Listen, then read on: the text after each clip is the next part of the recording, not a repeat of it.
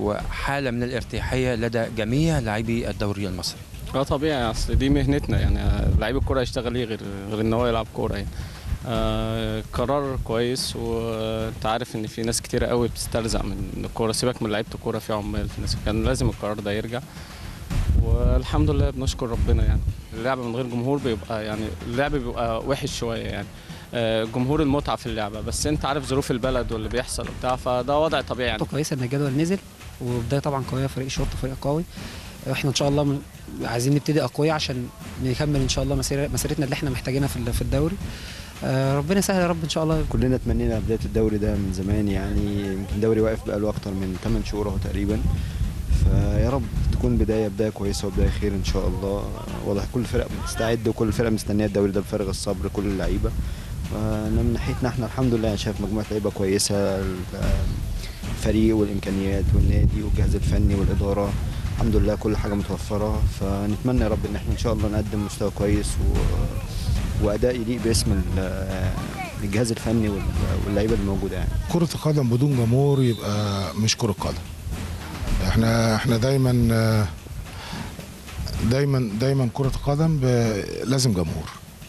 كرة قدم بدون جمهور اعتقد ان بتبقى زي تمرينه، مباراه وديه، ولكن نظرا للظروف اللي احنا فيها والدوله فيها وكره القدم فيها، اعتقد ان احنا ما فيش، اللي عايزين العجله تدور وعايزين النشاط يبتدي، وبعد كده على ضوء المستجدات اللي هتحصل في خلال انطلاق الدوري، اعتقد بعد كده هيبقى في عدد من الجمهور هيدخل ان شاء الله باذن الله. مساء الانوار، وكابتن مدحت شلبي سيد الاعلام العربي طبعا، وصديقي وصديق كل الرياضيين في مصر. انا كلمتي للجمهور اننا لابد اننا نقعد كلنا مع بعض، وانا بحترم الجمهور جدا، وبحترم التراس الاهلي، وبحترم نايتس وايت بتاع الزمالك، وبحترم الاسماعيلاويه، وبحترم البورسعيديه، وبحترم طبعا الجرين بتاعنا، اعظم جمهور. الناس ديت اللي خلوا للكره طعم. اللي بيحصل النهارده ده مناخ عام سيء، لابد اننا كلنا نقعد مع بعض، وبقول لكم لابد، واحنا بنحترمكم جدا. مساء الانوار، وكل سنه وانتم طيبين يا رب كده، ويعني يعود النشاط مره تانية، وتعود الكره المصريه، ويعود كل شيء